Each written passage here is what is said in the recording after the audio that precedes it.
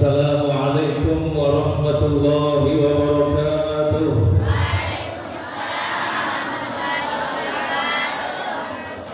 Alhamdulillahilladzi khalaqas samawati wal ardh wa ja'ala adh-dhulumati wan nur. La ilaha illallah qabla kulli ahad. La ilaha illallah ba'da kulli ahad. La ilaha illallah yabqa rabbuna wa yafna kullu ahad. Bismillah ma syaa Allah, la yasuqul khaira illa Allah. Bismillah ma syaa Allah, la yasriqus su'a illa Allah.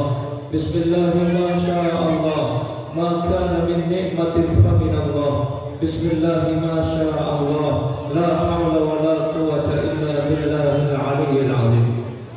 Segala puji hanya milik Allah Subhanahu wa ta'ala yang menghidupkan dan mematikan manusia, yang menggenggam langit dan bumi beserta segala isinya, yang senantiasa mencurahkan nikmat dan karunia-Nya kepada kita semua.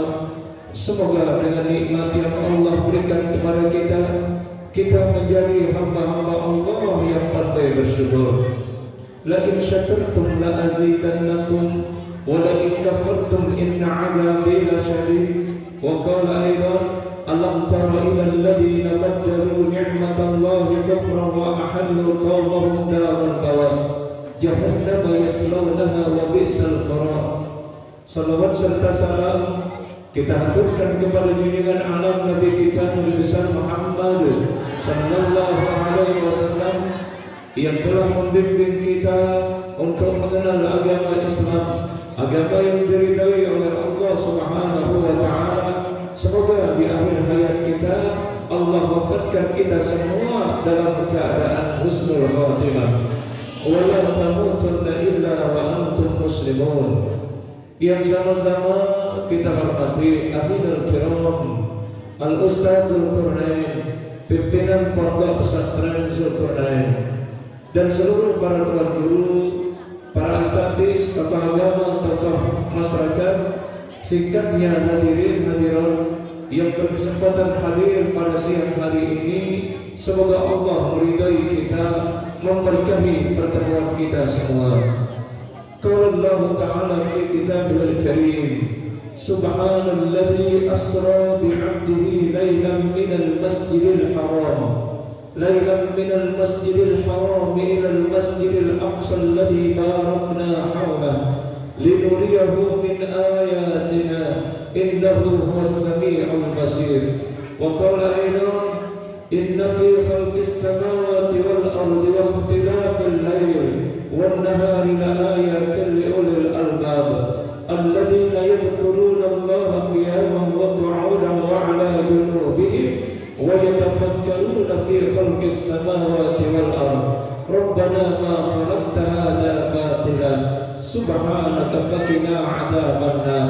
وقال النبي صلى الله عليه وسلم من خرج في طلب العلم فهو في سبيل الله حتى يرجع. وقال أيضا من سلك طريقا يلتمس فيه علما سهل الله له طريقا إلى الجنة atau kama qala Nabi sallallahu alaihi wasallam. Kita masih dalam suasana bulan Rajab, di penghujung bulan Rajab. Kata Syekh Abdul Qadir Al-Jailani di dalam kitab beliau yang bernama Al-Ghunyah mendefinisikan Rajab itu dengan kata Rajab itu sendiri. Yang pertama huruf Ra, yang kedua huruf Jim, yang ketiga huruf Ba. Ra pada kata Rajab itu maknanya rahmatullah. Jim itu judullah, artinya kemurahan Allah. Ba itu birullah. Tiga hal yang terkandung daripada huruf Rajab. Yang pertama, Allah menurunkan rahmatnya di bulan yang mulia ini. Yang kedua, Allah menurunkan kemurahannya yang begitu besar dan melimpah ruah. Yang ketiga, Allah memberikan kebaikan-kebaikan yang banyak di bulan Rajab. Kenapa begitu banyak kebaikan yang diturunkan oleh Allah? Nabi berkata, Rajab adalah bulannya Allah, Sya'ban bulanku kata beliau, Ramadan adalah bulan umatku. Dan Rajab ini salah satu nominasi yang dimaksud dengan bulan haram. Inna iddatash shuhuri 'indallahi 12 syahran fi kitabillah yawma khalaqas samawati wal ardh minha arba'atun hurum. Di sisi Allah Subhanahu wa taala ada 12 bulan ketika Allah menciptakan langit dan bumi, dan ada 4 bulan yang diharamkan oleh Allah Subhanahu wa taala. Mana bulan haram? Simpe terkelagin alam bulan haram itu. Si pertama adalah Zulqa'dah, si kedua Zulhijjah, si ketiga Muharram, si keempat Rajab itu sendiri. Rajab menyimpan banyak kebaikan. Yang pertama adalah rahmat Allah. Nah, bagaimana kita bisa mendapatkan rahmat Allah di bulan Rajab? Allah memberikan solusi kepada kita semua. Apa solusi yang ditawarkan oleh Allah untuk mendapatkan rahmat yang banyak dari Allah? Allah menjawab, Inna rahmatallahi qaribun minal muhsinin. Sesungguhnya rahmat Allah itu dekat dengan orang-orang yang berbuat baik. Hari ini pelanggan hadir di majelis taklim, ketahuilah setiap langkah pelanggan dari rumah itu dimohonkan ampun oleh para malaikat-malaikat Allah. Apa kata malaikat Allah? Wahai Allah, ampuni orang-orang yang berjalan menuntut ilmu. Dan ketahuilah pelanggan yang dulu di majelis taklim ini diaminkan doanya oleh para malaikat. Tidak itu saja, seluruh ikan-ikan di lautan memohonkan kepada pelanggan ampunan kepada Allah Subhanahu wa taala. Bahkan semut-semut di lubangnya pun memohonkan pelanggan ampunan kepada Allah. Ini keistimewaan pelanggan hadir dalam satu majelis. Nabi menjawabnya, Man salaka tariqan yaltamisu fihi ilman sahalallahu lahu tariqan ilal jannah. Siapa yang melangkahkan kakinya menuju tempat ilmu, majlis zikir, majlis salawat, majlis kebaikan, maka Allah akan memudahkan jalannya menuju surganya Allah. Ya jalan Allah Ta'ala, mudahkan langkahnya menuju surganya Allah Subhanahu wa ta'ala. Bahkan hadis yang populer yang selalu ditenungkan oleh para ulama, apa kata Rasulullah SAW? Mampirlah kalian di taman-taman surga. Para sahabat menjawab, Ya Rasul, di mana itu taman-taman surga di bumi ini? Maka beliau menjawab, taman-taman surga nikmat dunia sini adalah tidak lain dan tidak bukan adalah majelis ilmu. Yang kedua kata Rasulullah SAW, Man kharaja fi talabil ilmi bahwa fi sabilillah hatta yarji. Barang siapa yang melangkahkan kakinya, barang siapa yang keluar menuju majelis ilmu, menuntut ilmu, mendengarkan kebaikan-kebaikan, maka Nabi katakan kepada mereka, yang keluar dari rumahnya itu dia adalah pejuang-pejuang di jalan Allah sampai pelunggu ulik timpa balik pelunggu balik. Maka pelunggu dihitung menjadi orang-orang yang sabilillah. Andaikan Allah takdirkan kita meninggal dunia, ketika pelunggu pulang menuntut ilmu, maka matinya pelunggu adalah mati syahid, dan tidak ada lain balasan orang yang mati syahid kata baginda Rasulullah SAW. Dia adalah sudah dibukakan surga oleh Allah Subhanahu wa ta'ala. Kita masuk bagaimana kehebatan bulan Rajab. Apa sebab terjadinya Isra Mi'raj? Dulu langit dan bumi ini pernah berdebat. Si langit bilang kepada bumi, wahai bumi, aku lebih mulia dengan saya lebih mulia daripada engkau, wahai bumi. Lalu bumi bertanya kepada langit, wahai langit, apa yang menyebabkan engkau menjadi mulia? Pertama,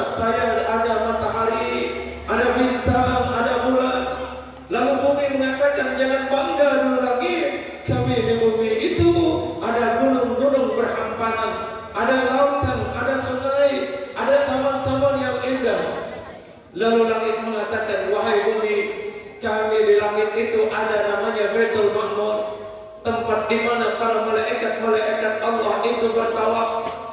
Kemudian bumi pun mengatakan, jangan bangga lagi, kami di bumi juga ada yang namanya Ka'bah, tempat umat Islam bertawaf di situ. Yang kemudian dari seluruh belahan bumi mereka hadir. Wa adzin bin-nasi bil hajji ya'tuka rijala wa 'ala kulli dhamirin ya'tina min kulli fajjin 'amik. Allah memerintahkan Nabi Allah Ibrahim Khalilullah alaihi salam untuk menyeru manusia dari seluruh penjuru bumi ini untuk melaksanakan ibadah haji. Ada mereka yang berjalan kaki, ada mereka menggunakan unta. Dari seluruh belahan bumi ini hadir dan tumpah ruah ke tanah haram. Maka langit pun mengatakan, wahai bumi, kami punya makhluk Allah yang mulia namanya malaikat. Maka bumi pun mengatakan, ketika langit mengatakan kami punya malaikat yang mulia, bumi lalu menjawab, apa kata bumi? Di bumi itu ada makhluk Allah yang paling mulia. Dengannya Allah menciptakan langit, dengan nurnya Allah menciptakan langit, menciptakan malaikat, menciptakan gunung, menciptakan daratan, menciptakan manusia dan seluruh sisi alam ini. Dengan nurnya tercipta semuanya. Maka langit diam, tidak bisa menjawab, menangis di hadapan Allah. Ya Allah, apa benar di bumi itu ada makhlukmu yang bernama Muhammad atau yang bernama Ahmad? Dengan dia kemudian engkau menciptakan segala sesuatu di alam semesta ini. Maka Allah menjawab, betul wahai langit. Maka disitulah langit menangis seraya bermohon kepada Allah, ya Allah, lamun menuja tiap tunas naikkan yang namanya Muhammad biar bisa menginjakkan kakinya ke langit ini. Maka doa langit diijabah oleh Allah pada tanggal 27 Rajab. Itulah sebab dikatakan Isra dan Mi'raj. Kita kembali kepada surah Al-Isra ayat pertama. Subhanalladzi asra bi'abdihi laylan minal masjidil haram. Ayat ini dimulaikan oleh Allah dengan kalimat tasbih. Kata para mufassir, kalau ada ayat-ayat, lamunana ayat-ayat sita melayang sila-sila Allah dengan kalimat tasbih, maka ayat itu memiliki makna yang luas dan dalam, penuh dengan keajaiban dan kegaiban. Ketika Allah Subhanahu wa taala memulaikan ayat ini dengan kalimat tasbih, ada peristiwa yang sangat bersejarah yang luar biasa terjadi pada perjalanan Nabi Muhammad SAW. Apa perjalanan beliau? Kita simak ayat ini. Subhanalladzi asra. Kata asra ini bukan sembarangan perjalanan. Asra ini bukan berjalan biasa, akan tetapi asra ini adalah perjalanan yang sangat luar biasa hebatnya. Maka menurut para ulama, perjalanan asra ini melebihi dari perjalanan kecepatan cahaya. Kalau cahaya kecepatannya per detik 350.000 km per detik. Tapi kalau kecepatan Nabi Muhammad ketika dia asra, ketika dia isra, maka kecepatannya melebihi kecepatan cahaya. Sudah dengar nggak? Dengar nggak? Alhamdulillah hujan mulai turun. Ini rahmat Allah yang diberikan kepada kita. Berdoa ketika hujan turun, maka Allah akan dijawab doa kita. Berdoa di dalam hati. Lanjut, bro. Lanjut. Simak baik-baik. Subhanalladzi asra. Kalimat asra ini adalah perjalanan yang luar biasa, menembus 4 alam. Yang pertama adalah alam nafsu, yang kedua adalah alam malakut, dan yang ketiga adalah alam jabarut, dan yang keempat adalah alam lahir. Ini yang ditembus oleh baginda Rasulullah SAW ketika beliau Isra dan Mi'raj. Maka perjalanan ini perjalanan yang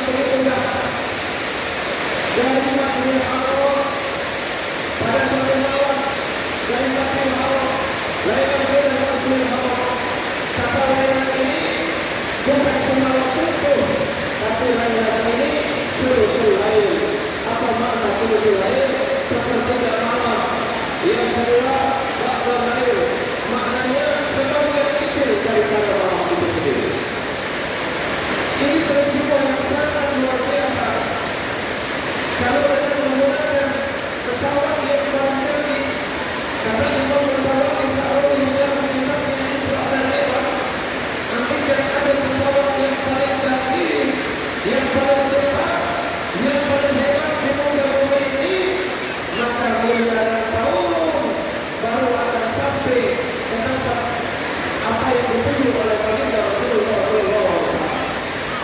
Akan tetapi dengan perjalanan Nabi yang mensenario perjalanan baginda Rasul tidak lain dan tidak bukan adalah Allah Subhanahu wa Ta'ala. Ini perjalanan yang sangat istimewa. Lalu kemudian kita Masjidil Haram disebut dalam ayat ini. Masjidil Haram disebut oleh Allah untuk mendidik kita, mengajar kita supaya kita bisa memahami semua kewenangan, semua perbedaan, semua adat istiadat dan budaya. Kenapa? Karena di Masjidil Haram itu hadir semua manusia dari belahan bumi ini.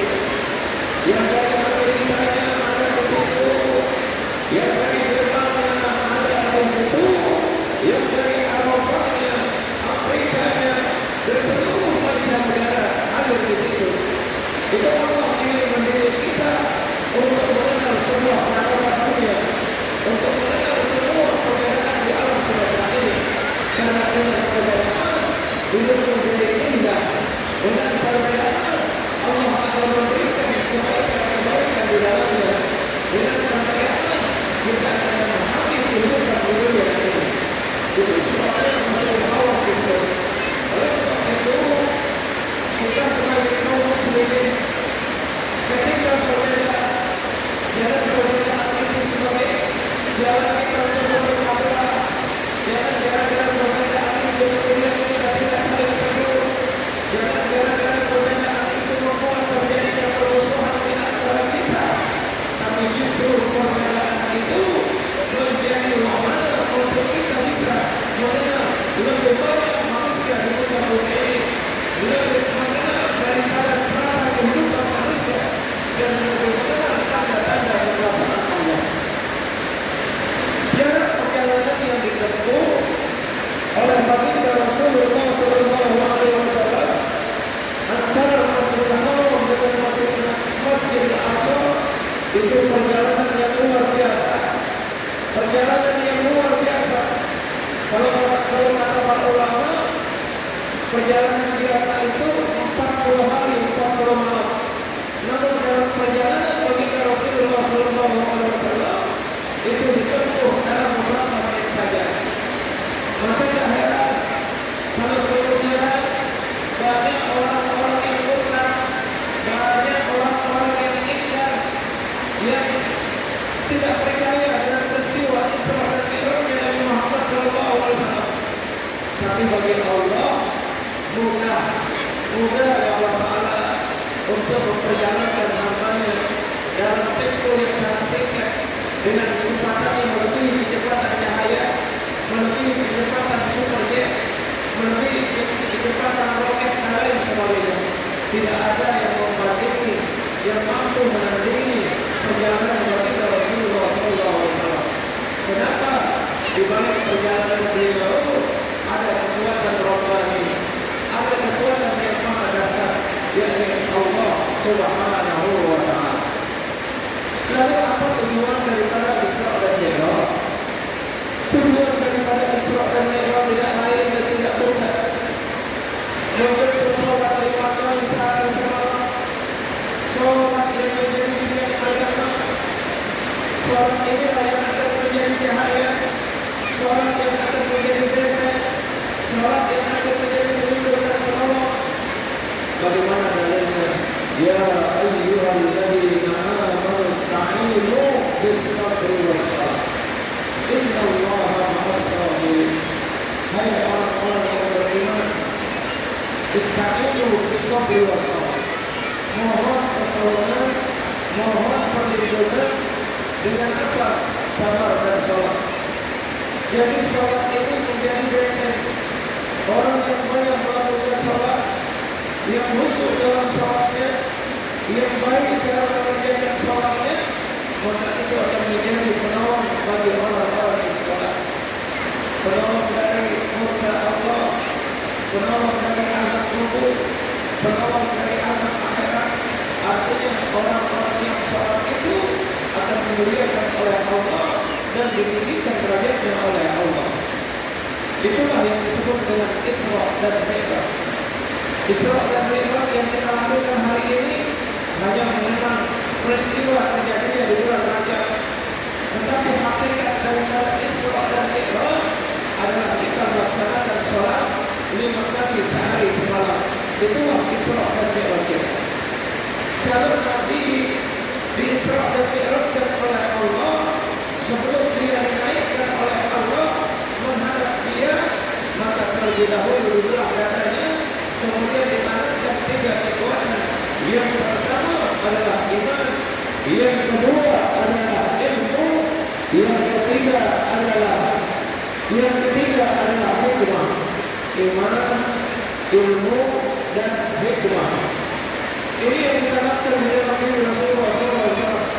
Makanya hanya dengan imanlah kita bisa menerima peristiwa terjadinya Isra dan Mi'raj. Kalau menggunakan akal, jebol akal kepada selamat. Menggunakan akal pikiran perjalanan Isra dan Mi'raj, maka otak kita rusak, tidak mampu untuk merekam peristiwa terjadinya Isra dan Mi'raj. Hanya dengan iman yang kuat yang tersembunyi di dalam hati kita, itulah yang kemudian mampu akan mengambil iktibar dari peristiwa Isra dan Mi'raj itu. Nah, kemudian ditanamkan ilmu. Ilmu terdiri dari 3 huruf: ain, lam, mim. Apa makna ain pada kata ilmu? Ain itu ilmi, lam itu lamik, mim itu adalah nur. Orang yang berilmu akan diangkat derajatnya oleh Allah. Dan Nabi Muhammad SAW ketika beliau Isra dan Mi'raj, semua alam ini dibuka oleh Allah.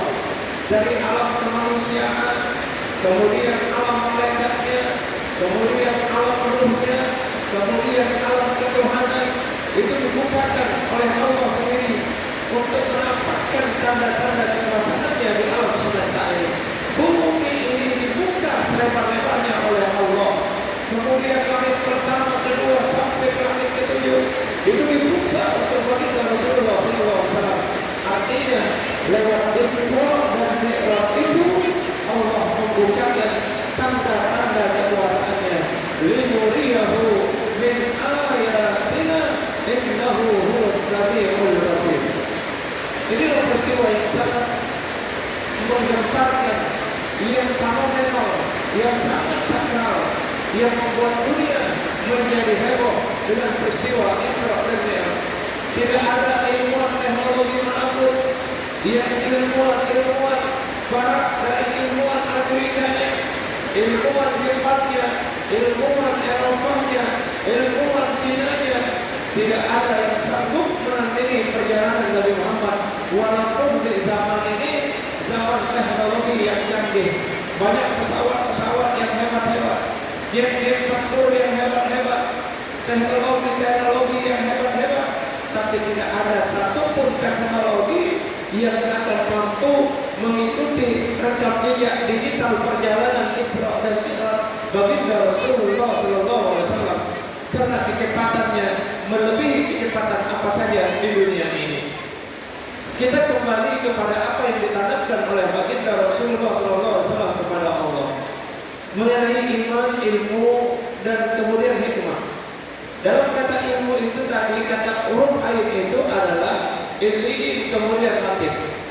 Orang yang berilmu akan ditanamkan kelembutan hatinya oleh Allah. Dia lemah lembut seperti baginda Rasulullah SAW. Fabima rahmatin minallahi linta lahum walau kunta faddan ghalidhal qalbi lam faddu min hawlik fa'fu anhum wastaghfir lahum wasawirhum fil amr fa idza azamta fatawakkal 'ala Allah innallaha yuhibbul mutawakkilin.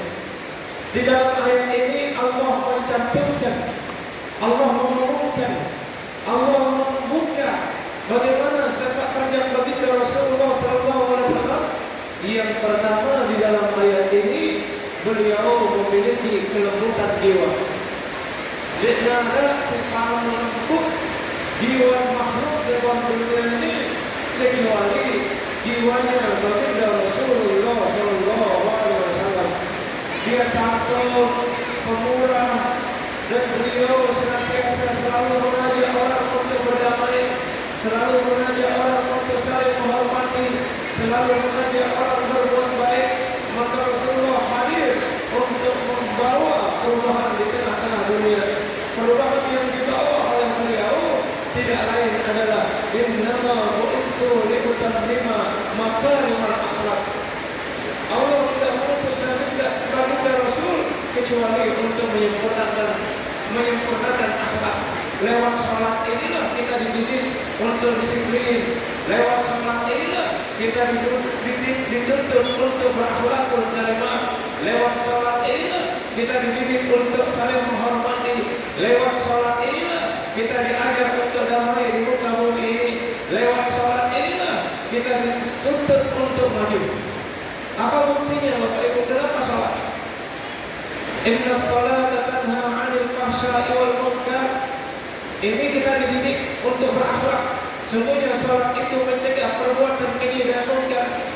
Kalau orang salatnya baik, caranya salat baik, cuma nilainya benar, rukun dan syaratnya benar, di dalamnya ada kehusuan, maka salat itulah yang kemudian terjadi pelindung dan penolong.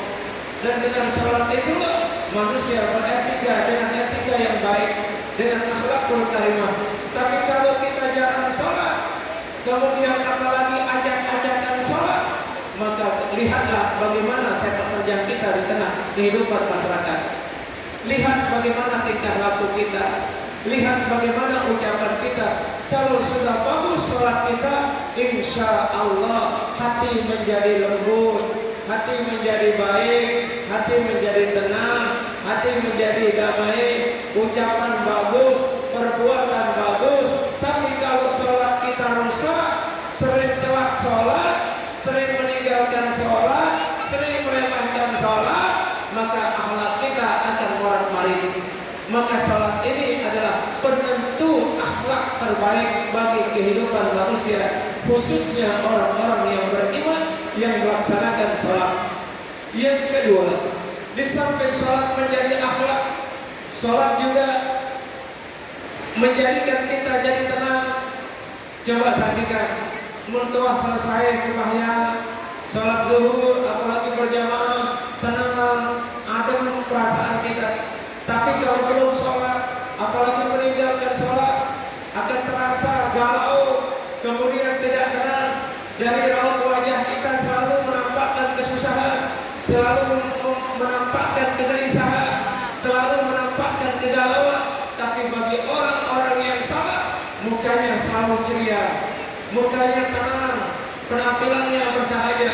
Tapi kalau jauh dari salat, itulah yang membuat kehidupan kita di dunia ini selalu mandek. Bisnis gak jalan, kemudian aktivitas lain gak jalan, kemudian selalu dalam keadaan bangkrut. Ternyata apa? Karena kita jauh dari sholat. Orang yang tekun sholatnya, maka insya Allah perjalanan ekonominya bagus, bisnisnya bagus, karir kehidupannya juga bagus. Kenapa? Karena ditopang oleh sholat. Dan ketahuilah, sholat itu menjadi benteng dan pelindung bagi orang-orang yang melakukan sholat. Lalu yang ketiga, sholat itu menjadi cahaya.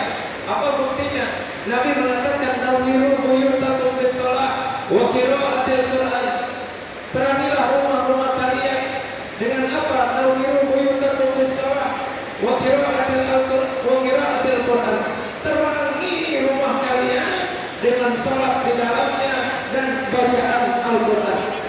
Artinya dengan salat ini akan menjadi cahaya, menjadi nur, nur di dunia, nur di alam barzakh, nur di akhirat. Jangan sampai pernah meremehkan salat, karena salat yang pertama kali yang akan dihisab oleh Allah Subhanahu wa ta'ala. Lalu di akhir zaman ini begitu mudahnya orang meninggalkan salat dengan alasan cukup dengan niat kita sudah salat, kita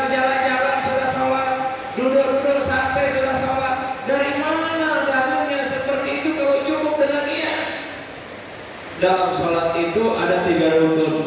Ada rukun qalbi, ada rukun qauli, ada rukun fi'li, hati, ucapan, dan perbuatan. Negara di dalam kitab nyuruh kita namakan sembahyang. Kitab Syekh Abdul Qadir Jailani, beliau adalah pendiri tarekat Qadariyah. Dalam kitab beliau Sirrul Asrar, kemudian kitab beliau Fathul Rabbani, kemudian ada Fathul Ghaibiyah, kemudian ada Al-Bunyah dan lain sebagainya. Di dalam kitab tasawuf beliau tidak ada sepotong kalimat pun yang kemudian menyuruh kita berhenti sholat. Justru semakin belajar tarekat, semakin bagus sholatnya, semakin bagus ibadahnya. Jangan berdalih kemudian belajar sudah tarekat, belajar sudah hakikat, belajar sudah makrifat, akan tetapi sholatnya amblas, wes bablas sholatnya. Bu, lanjut. Didengar sama ibu? Insyaallah hujan berhenti sebentar. Jadi sholat jangan ditinggalin, Bu. Di dalam tarekat Naqsabandiyah oleh Imam Bahauddin An-Naqsabandi, di situ juga kita tidak menemukan ada kalimat yang mendorong orang-orang bertarekat itu untuk meramatkan sholat. Enggak ada, Bu. Nabi dia buat Masjid Kuba, sampai hari ini Masjid Kuba diziarahi jutaan manusia di Madinah. Sampai hari ini Masjid Nabawi berdiri kokoh.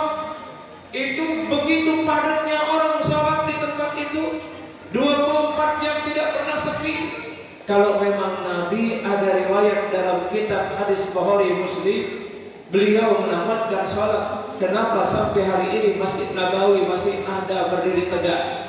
Siapa yang bangun Masjid Nabawi? Tidak lain dan tidak bukan adalah Nabi Muhammad SAW beserta para sahabatnya, Abu Bakar Siddiq, Umar bin Khattab, kemudian Utsman bin Affan, Ali bin Abi Thalib. Bahkan 20 meter dari Masjidil Haram, di situ masih terlihat sampai hari ini ribuan tahun ada Masjid Ghamamah namanya, di situ Masjid Awam.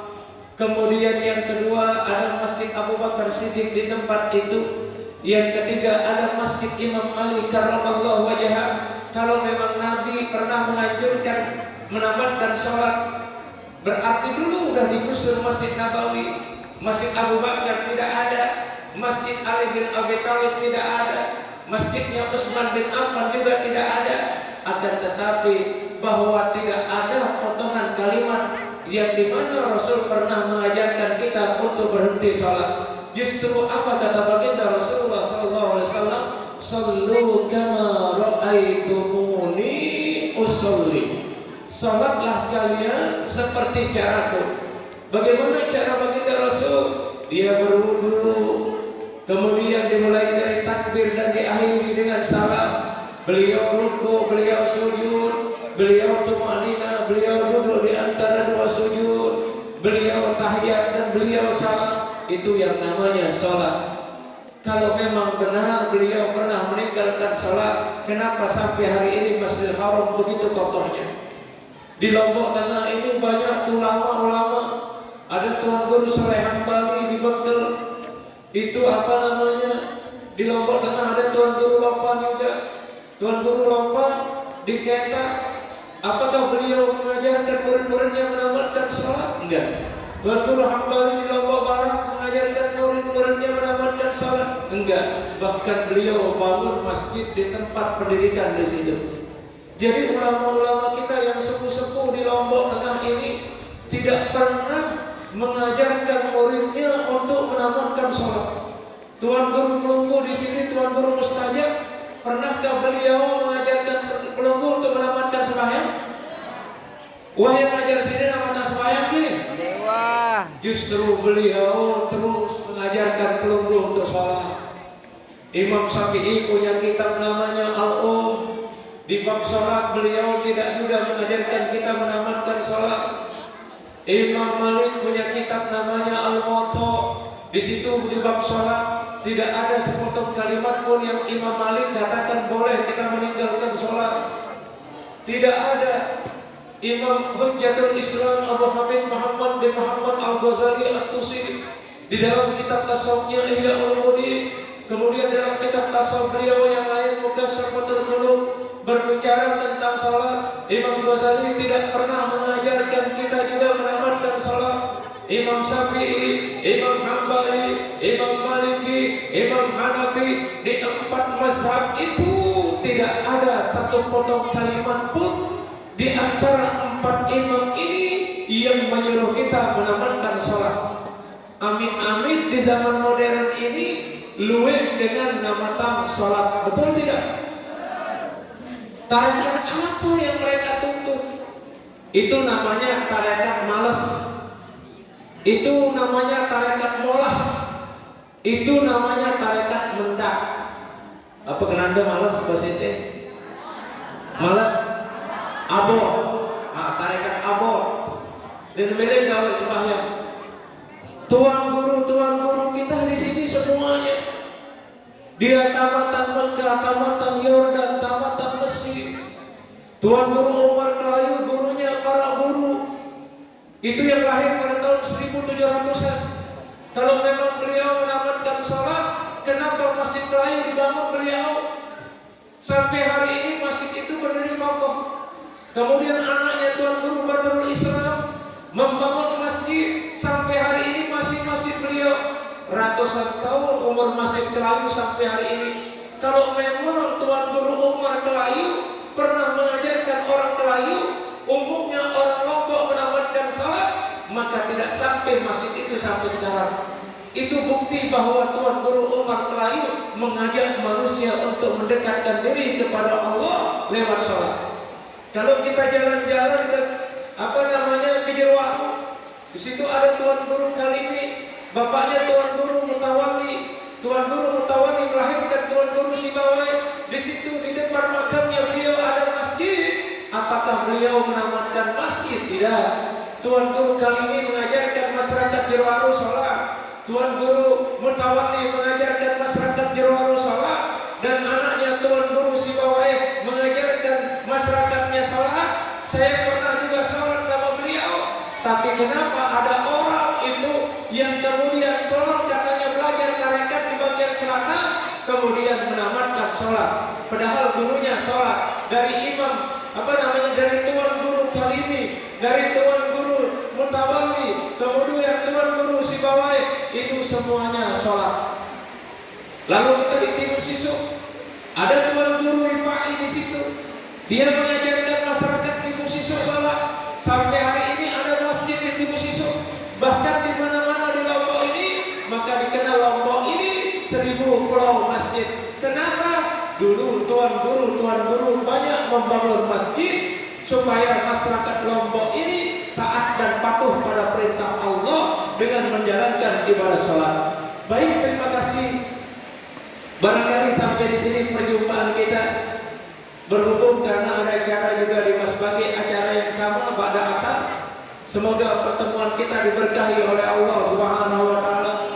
Dan semoga pondok pesantren ini dijaga oleh Allah, diberkahi oleh Allah, dimajukan dan dimakmurkan oleh Allah, dan semua masyarakat sini mudah-mudahan mendapatkan keberkahan dari Allah Subhanahu wa taala. Terima kasih atas segala perhatian. Mohon maaf atas segala kekurangan. Wa ma taufiqi illa billah, alaihi tawakkaltu wa ilaihi unib. Wallahu